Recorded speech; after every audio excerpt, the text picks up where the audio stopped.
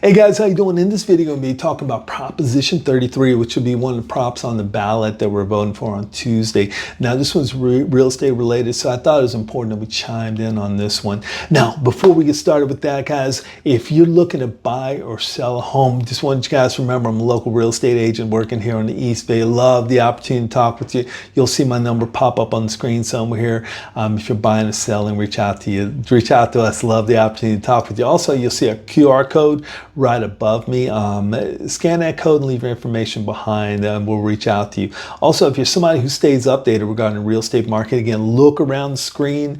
You'll see our subscribe button to subscribe to our channel. So let's get in talking about Proposition 33. Again, it's something real estate related, so I thought it was important that we chimed in on it. Now, we're going to go through, don't necessarily want to give you an opinion or don't want to necessarily impose an opinion on you and so forth, but just want to give you some ideas. If you're looking at a yes vote on this, here's some ideas that reinforces that. If you're looking no vote, here's some ideas that reinforces that, okay? So let's talk about the proposition here. It's called the Expand Local Government Authority to Enact Rent Control or Residential Property Initiative Statutes. And the idea behind this is by pushing the control to establish rent control to local authorities, what we're doing is actually going to keep rents lower and make it more affordable for people moving forward. As everybody knows, rents have been going through the ceiling and things, and just like the housing prices of houses. And the idea behind this, by allowing local authorities to implement rent control, they're gonna better address the problem. Now, here's a couple things we want to think about. If you're thinking about the no vote on this, first thing is local authorities already have, local cities and counties already have the authority to implement rent control.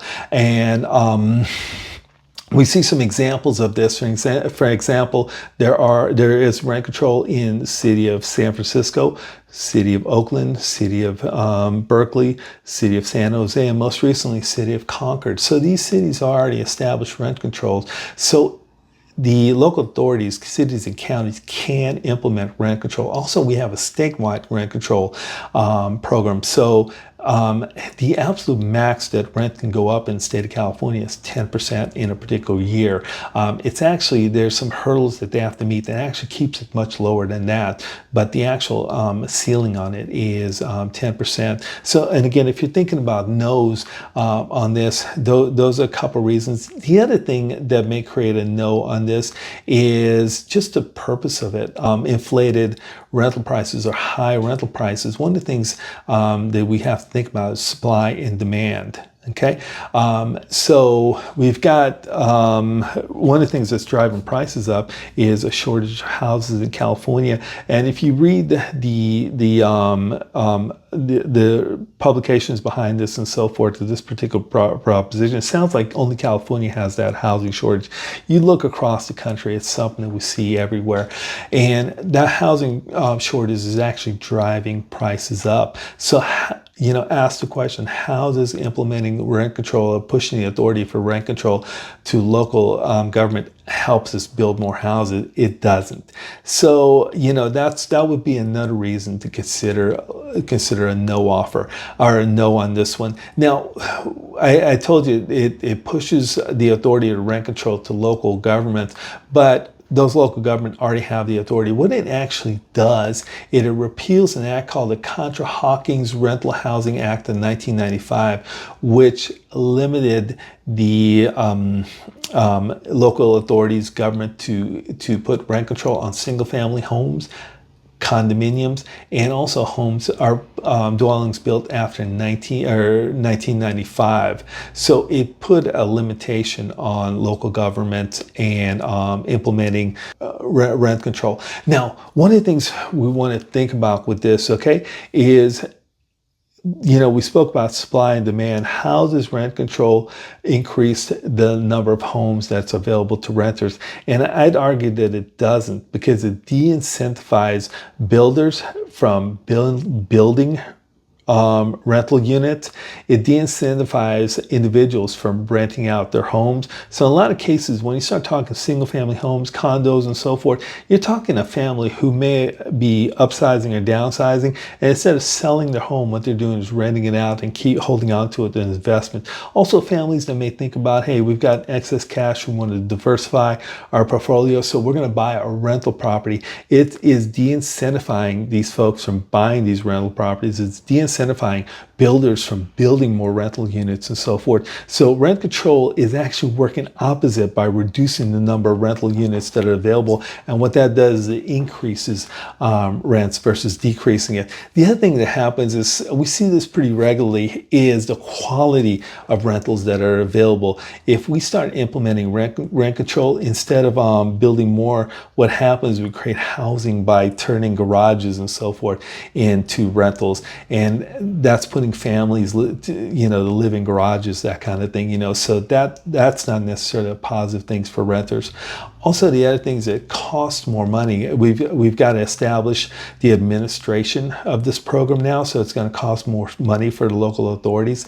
And one of the things, and this may be part of the rhetoric, that it's saying that it's going to reduce property taxes or money that comes from property taxes by keeping prices lower. I don't know if that's the case, because we've got a shortage of homes both on the rental side and the purchase side. So what ends up happening is, despite homes coming, homes that would normally be rented, they're now being sold. That's going to create more inventory, but I don't know if necessarily that's going to impact prices so much that it's really going to have a huge impact on property taxes just going towards schools and local governments and so forth. The other thing we want to do, again, if we're thinking about the no side of this, when we think about the rhetoric around it, in a lot of cases, if you read it, they're always talking about, it's going to be police officers that are affected, firefighters, teachers, nurses, and so forth that are going to be affected by or that are being affected right now by rents. And that's really not true. I mean, be honest with you, I worked in law enforcement, and police officers are some of the highest paid government employees there are. And, I'm assuming it's probably the same for firefighters. Teachers, they're paid pretty well. I work with a lot of nurses buying homes and stuff. So a lot of these individuals are paid pretty well. And what it's really going to affect is those families that are unemployed or underemployed, and those are going to be the folks that are affected by higher rents and so forth. So again, those some ideas of considering a no on there. Again, rent control authority already exists. It's probably going to be effective. It's not creating more housing. It's just putting a cap on what landlords are going to be able to charge. It's de-incentivizing people from rentals and so forth. It's going to produce lower quality rentals out there. So that's concerned. We don't necessarily want people living in garages and things in San Francisco. Now, if you're thinking about the yes side of this particular proposition, here would be some examples for yes. And I could basically think of one thing is, first of all, this law does not make any changes. It simply gives local governments, expands their authority. It doesn't give them authority, it expands their authority to establish rent control. And if you look, most authorities have not, because they understand the importance of incentivizing builders to build, to expand, or create more rental properties. That's going to bring prices down. It's to encourage people to rent, hold on to their properties and rent them out, to create things like ADUs and so forth. So creating more housing is what's going to bring prices down. So, a yes on this just gives the local government authority. It doesn't make any changes in things. And most of those local authorities have already realized that there's no need right now to really kind of implement rent control and rental boards and so forth. What we need to do right now to address this problem is actually build more houses, figure out how we're going to get more houses. And I think that's probably a better focus. So guys, two paths right here. If you're thinking about a no vote, you're thinking about a yes vote. Yes vote, again, it's not, it's not an authority that most cities have taken advantage of and things, Any questions about this, leave it below, guys. Also, if you're looking to buy or sell a home, love the opportunity to talk with you. Look around the screen, you'll see my number. You also see the QR code above. Again, love the opportunity to talk with you if you're buying or selling a home. Also, guys, if you're somebody who stays updated regarding the real estate market, look around the screen, you'll see the subscribe button, subscribe to our channel. Hey, great talking with you. Talk to you soon now. Bye-bye.